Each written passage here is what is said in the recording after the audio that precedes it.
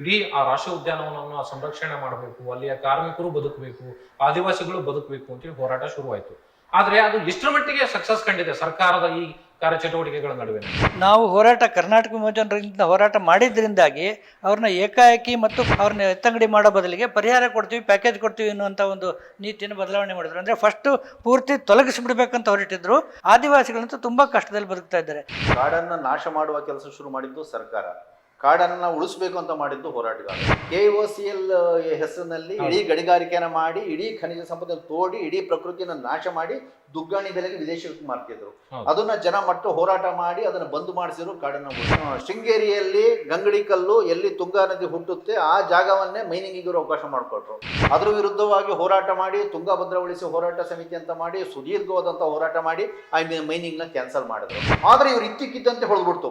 ಪರಿಸರ ಉಳಿಸಬೇಕು ಅಂದ್ರೆ ನ್ಯಾಷನಲ್ ಪಾರ್ಕ್ ಮಾಡಬೇಕು ಅಂತ ಒಂದು ಐಡಿಯಾ ಬಂದ್ಬಿಡ್ತು. ಇದು ಒಂದು ಇಂಪೀರಿಯಲಿಸ್ಟ್ ಪ್ರಾಜೆಕ್ಟೇ ಇದು. ಅದನ್ನ ಮಾಡಿಬಿಟ್ಟು ಇವ್ರು ಏನ್ ಮಾಡಿದ್ರು, ಈಗ ನೆಕ್ಸ್ಟ್ ಪರಿಸರ ಮಾಡ್ತಾರೆ. ಮೊದಲು ಕಾಡು ಕಡಿತಿದ್ರು, ಈಗ ಜನರು ಬದುಕಿನ ಕಡಿಯಕ್ಕೆ ಕೊಟ್ಟು ಜನರನ್ನ ಎತ್ತಂಗಡಿ ಮಾಡ್ಸೋದು.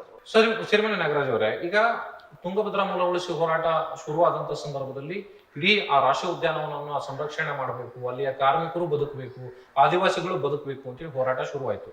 ಆದ್ರೆ ಅದು ಎಷ್ಟರ ಮಟ್ಟಿಗೆ ಸಕ್ಸಸ್ ಕಂಡಿದೆ ಸರ್ಕಾರದ ಈ ಕಾರ್ಯಚಟುವಟಿಕೆಗಳ ನಡುವಿನಲ್ಲಿ? ನಾವು ಹೋರಾಟ ಕರ್ನಾಟಕ ವಿಮೋಚನರಿಂದ ಹೋರಾಟ ಮಾಡಿದ್ರಿಂದಾಗಿ ಅವ್ರನ್ನ ಏಕಾಏಕಿ ಮತ್ತು ಏನೂ ಕೊಡದೆ ಅವ್ರನ್ನ ಎತ್ತಂಗಡಿ ಮಾಡೋ ಬದಲಿಗೆ ಪರಿಹಾರ ಕೊಡ್ತೀವಿ, ಪ್ಯಾಕೇಜ್ ಕೊಡ್ತೀವಿ ಅನ್ನುವಂಥ ಒಂದು ನೀತಿಯನ್ನು ಬದಲಾವಣೆ ಮಾಡಿದ್ರು. ಅಂದರೆ ಫಸ್ಟು ಪೂರ್ತಿ ತೊಲಗಿಸಿಬಿಡ್ಬೇಕಂತ ಹೊರಟಿದ್ರು. ನಿರಂತರ 3-4 ವರ್ಷ ಹೋರಾಟ ಮಾಡಿದ ಪರಿಣಾಮವಾಗಿ ಇಲ್ಲ, ಎತ್ತಂಗಡಿ ಮಾಡೋದಿಲ್ಲ, ನೀವಾಗಿ ಬಿಟ್ಟು ಹೋಗೋದಾದರೆ ನಿಮಗೆ ಅದು ಏನೋ ಮೌಲ್ಯ ಕೊಡ್ತೀವಿ, ನಿಮ್ಮ ಜಮೀನಿಗೆ ಪ್ಯಾಕೇಜ್ ಕೊಡ್ತೀವಿ ಅಂತೇಳಿ ತಂದರು. ಆದರೆ ಇವತ್ತಿನವರೆಗೂ ಆ ಪ್ಯಾಕೇಜ್ ಕೂಡ ಆಗಿಲ್ಲ. ನನ್ನ ತಮ್ಮಂದ್ರ ಜಮೀನುಗಳು ಅದರೊಳಗಿದ್ದು ಒಬ್ಬ ತಮ್ಮ ಒಂದು ಸ್ವಲ್ಪ ಆದಿವಾಸಿಗಳಿಗೆ ಕೊಟ್ಬಿಟ್ಟು ಹೋದ, ಏನೋ ಚೂರು ಪಾರು ಟ್ರೈಬಲ್ ಇದ್ರೊಳಗೆ ಏನು ಬಂತ ಪರಿಹಾರ ತೊಗೊಂಡು, ಇನ್ನೊಬ್ಬ ತಮ್ಮ ಕಾಡಿಗೆ ಬಿಟ್ಬಿಟ್ಟು ಹೋಗ್ಬಿಟ್ಟ. ಅದನ್ನು ನೋಡ್ಕೊಳ್ಳ ಅಂದರೆ ಪರಿಹಾರ ಸಿಕ್ಕಿಲ್ಲ, ಕಾಡು ಹಾಳಾಗ್ತಾ ಇದೆ ಈ ಥರದ್ದು. ಇನ್ನೊಬ್ಬ ತಮ್ಮ ಅಲ್ಲಿ ಉಳ್ಕೊಂಡಿದ್ದಾನೆ, ಅವನಿಗೆ ಆತಂಕದಿಂದ ಬದುಕ್ತಾನೆ, ಯಾವಾಗ ಏನಾಗುತ್ತೋ ಅಂತ ಹೇಳ್ಕೊಂಡು. ಆದಿವಾಸಿಗಳಂತೂ ತುಂಬ ಕಷ್ಟದಲ್ಲಿ ಬದುಕ್ತಾ ಇದ್ದಾರೆ.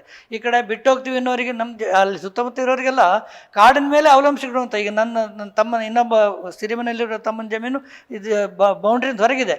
ಆದರೆ ಕಾಡಿಂದ ಸೊಪ್ಪು ಸದೆ ದನ ಮೇಯಿಸೋಕೆ ನೀರು ಕಾಡಿಂದ ಬರಬೇಕು, ಪ್ರತಿಯೊಂದಕ್ಕೂ ಕಾಡಿನ ಮೇಲೆ ಅವಲಂಬನೆ.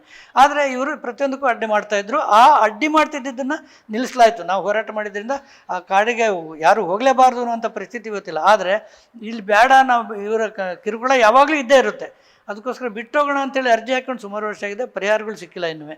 ಹಾಗಾಗಿ ಅದು ಆ ಪ್ಯಾಕೇಜ್ ಕೂಡ ಸರಿಯಾದ ರೀತಿ. ಮೊದಲು ನೋಡಿ, ಕಾಡನ್ನು ನಾಶ ಮಾಡುವ ಕೆಲಸ ಶುರು ಮಾಡಿದ್ದು ಸರ್ಕಾರ, ಕಾಡನ್ನ ಉಳಿಸ್ಬೇಕು ಅಂತ ಮಾಡಿದ್ದು ಹೋರಾಟಗಾರರು. ಈ ಗುಬ್ಗದ್ದೆ ಕಾಡನ್ನ ಎಲ್ಲ ದೊಡ್ಡ 200-500 ವರ್ಷಗಳ ಮರಗಳನ್ನೆಲ್ಲ ಕಡಿದು ಮಾರಾಟ ಮಾಡಕ್ಕೆ ಹೊರಟಿದ್ರು. ಅಲ್ಲಿನ ಜನರು ಹೋರಾಟ ಮಾಡಿ ಗುಬ್ಗದ್ದೆ ಕಾಡನ್ನು ಉಳಿಸ್ಕೊಂಡ್ರು. KOCL ಹೆಸರಿನಲ್ಲಿ ಇಡೀ ಗಣಿಗಾರಿಕೆಯನ್ನು ಮಾಡಿ, ಇಡೀ ಖನಿಜ ಸಂಪದ ತೋಡಿ, ಇಡೀ ಪ್ರಕೃತಿಯನ್ನು ನಾಶ ಮಾಡಿ ದುಗ್ಗಾಣಿ ಬೆಲೆಗೆ ವಿದೇಶಕ್ಕೆ ಮಾರ್ತಿದ್ರು. ಅದನ್ನ ಜನ ಮಟ್ಟ ಹೋರಾಟ ಮಾಡಿ ಅದನ್ನ ಬಂದ್ ಮಾಡಿಸಿದ್ರು, ಕಾಡನ್ನು ಉಳಿಸ್ಕೊಂಡು. ಇವರೆಲ್ಲ ಈಗ ಅಕೇಶಿಯಾ ಗಿಡ ಬೆಳೆಸ್ತಿದ್ದಾರೆ. ಶೃಂಗೇರಿಯಲ್ಲಿ ಗಂಗಡಿ ಕಲ್ಲು ಎಲ್ಲಿ ತುಂಗಾ ನದಿ ಹುಟ್ಟುತ್ತೆ ಆ ಜಾಗವನ್ನೇ ಮೈನಿಂಗಿಗೆ ಅವಕಾಶ ಮಾಡಿಕೊಟ್ರು. ಅದ್ರ ವಿರುದ್ಧವಾಗಿ ಹೋರಾಟ ಮಾಡಿ ತುಂಗಭದ್ರಾ ಉಳಿಸಿ ಹೋರಾಟ ಸಮಿತಿ ಅಂತ ಮಾಡಿ ಸುದೀರ್ಘವಾದಂಥ ಹೋರಾಟ ಮಾಡಿ ಆ ಮೈನಿಂಗ್ನ ಕ್ಯಾನ್ಸಲ್ ಮಾಡಿದ್ರು. ಇದೆಲ್ಲದೂ ಕೂಡ ಜನ ಹೋರಾಟ ಮಾಡಿದನ್ನ ಹೋರಾಟಗಾರರು ಕಾಪಾಡ್ಕೊಂಡ್ ಬಂದಿರುವಂಥದ್ದು, ಸರ್ಕಾರ ಅಲ್ಲ. ಆದರೆ ಇವ್ರು ಇದ್ದಕ್ಕಿದ್ದಂತೆ ಹೊಡೆದ್ಬಿಡ್ತು. ಪರಿಸರ ಉಳಿಸಬೇಕು ಅಂದ್ರೆ ನ್ಯಾಷನಲ್ ಪಾರ್ಕ್ ಮಾಡಬೇಕು ಅಂತ ಒಂದು ಐಡಿಯಾ ಬಂದ್ಬಿಡ್ತು. ಇದು ಒಂದು ಇಂಪೀರಿಯಲಿಸ್ಟ್ ಪ್ರಾಜೆಕ್ಟೇ ಇದು. ಅದನ್ನ ಮಾಡಿಬಿಟ್ಟು ಇವ್ರು ಏನ್ ಮಾಡಿದ್ರು, ಈಗ ನೆಕ್ಸ್ಟ್ ಪರಿಸರ ಮಾಡ್ತಾರೆ. ಮೊದಲು ಕಾಡು ಕಡಿತಿದ್ರು, ಈಗ ಜನರು ಬದುಕಿನ ಕಡಿಯಕ್ಕೆ ಕೊಟ್ಟು ಜನರನ್ನ ಎತ್ತಂಗಡಿ ಮಾಡ್ಸೋಕೋಸ್ಕರ. ಮೊದಲು ಪರಿಸರ ಉಳಿಸೋಕ್ಕೋಸ್ಕರ ಗುದ್ದಾಡಿದ್ದಾಯ್ತು, ಈಗ ಜನರು ಬದುಕನ್ನು ಉಳಿಸೋಕ್ಕೋಸ್ಕರ ಗುದ್ದಾಡ್ಲಿಕ್ಕಾಯ್ತು. ಪರಿಸರ ವಿರೋಧಿಯಾಗೂ ಸರ್ಕಾರ ನಡ್ಕೊಳ್ತು, ಈಗ ಜನ ವಿರೋಧಿಯಾಗೂ ಸರ್ಕಾರ ನಡ್ಕೊಳ್ತು. ಹಾಗಾಗಿ ಹೋರಾಟಗಾರರು ಸರಿನಾ, ಈ ಸರ್ಕಾರ ಸರಿನಾ ಅನ್ನೋದನ್ನ ನಾವೇ ಪ್ರಶ್ನೆ ಮಾಡ್ತೀವಿ.